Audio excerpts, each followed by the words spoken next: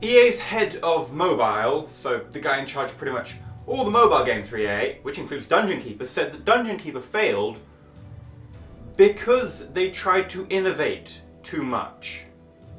Just bear in mind, this is Dungeon Keeper for mobile, the game that was basically click on a tile, it takes 24 hours to process. If you want to do anything more, it costs you microtransactions. And the microtransactions were such a level that they were just gouging for so much money. Was there anything innovative about this game? I mean, the whole click a tile, wait, click a tile, oh, you need to pay money to unlock more tiles. That's not innovative, that's Farmville. Farmville was what, 2009? Earlier than that, 2008? Seriously, there's nothing innovative about that.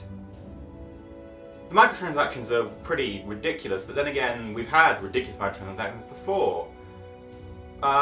It's a big franchise, Dungeon Keeper, everyone loved it, and then they turned it into a mobile game. Was that innovative? Well, we've had big franchises being turned into shitty mobile games before, but normally, the franchises have been films and so on. I guess taking a hardcore game, sort of Dungeon Keeper, like people remember that from like 20 years ago or whatever, like, yeah, I really like Dungeon Keeper. Oh, they're making a mobile game. Actually, probably everyone would have gone, yeah, that'll suck.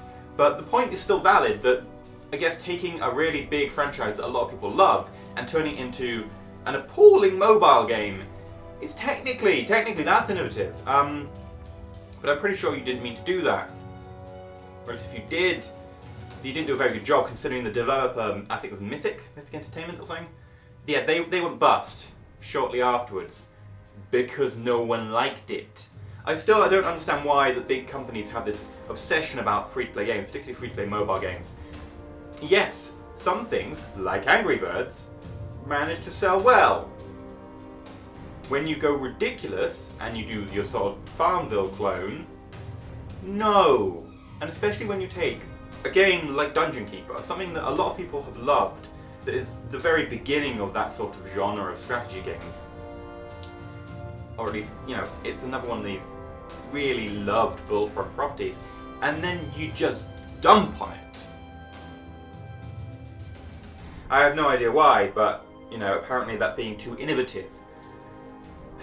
I'm sorry, but now we're on to 5 episodes of this news program where I've talked about EA, and I'm just going to call it EA today at this rate, really, I am, because I'm not intentionally doing this, I'm not deliberately picking on EA, but they just keep talking about things. Dungeon Keeper, seriously, it came out 6 months ago. It was awful. It has continued to be awful. You know what you should do? Stop talking about it! The more you talk about it, EA, the more people are going to say, you're talking bollocks.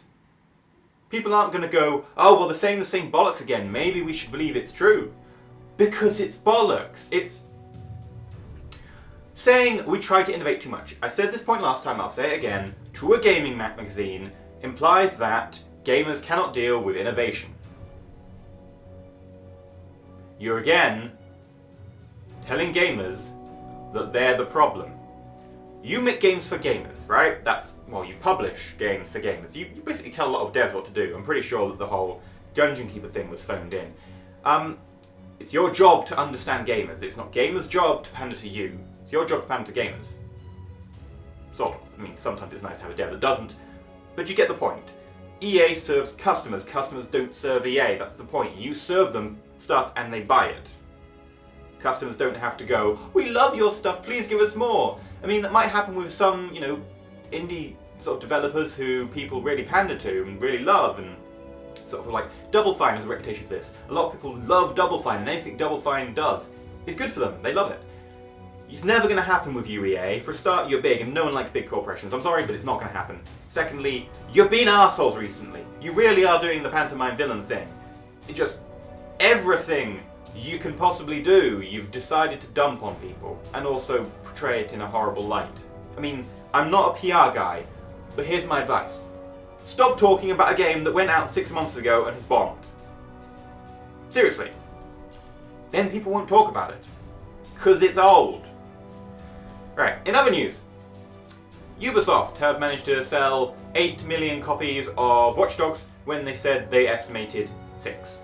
And they managed to earn about a third of $1 billion off it or something. It was ridiculous. I'm not too pleased about that because Watch Dogs there was no plot. A lot of the things, well, the hacking felt a bit point and click. It was basically QTEs, and the main character was pretty crap. And of course, there's a whole downgrade fiasco. Honestly, sadly, it just shows that mass media and mass marketing and just, putting adverts everywhere and then hyping it as much as possible and sort of, maybe unintentionally, we don't know, lying at E3 actually sells copies, which kind of sucks.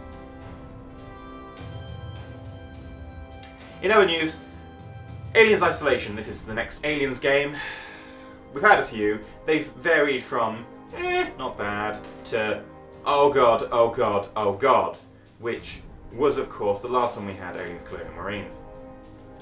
So, Aliens Isolation is coming out, and, we don't have to think it's going to be anything different.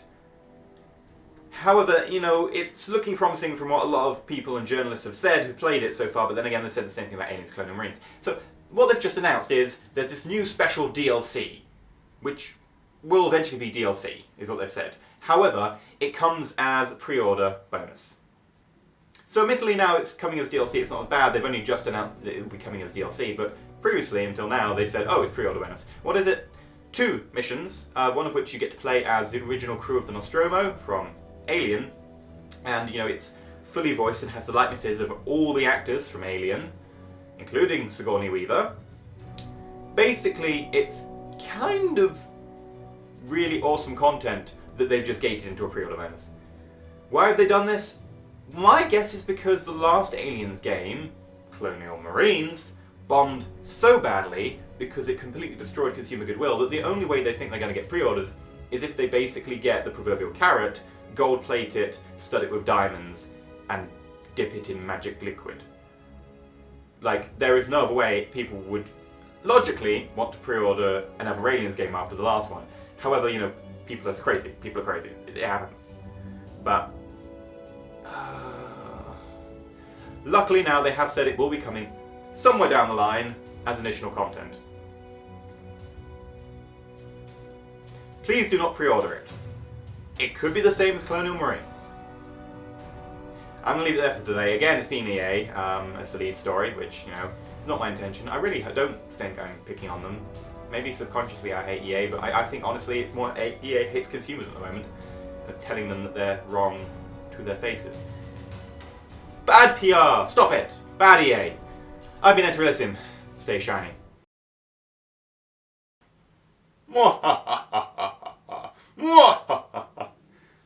I'll let you down now. Yeah, sorry, I was just trying to do my best EA impression.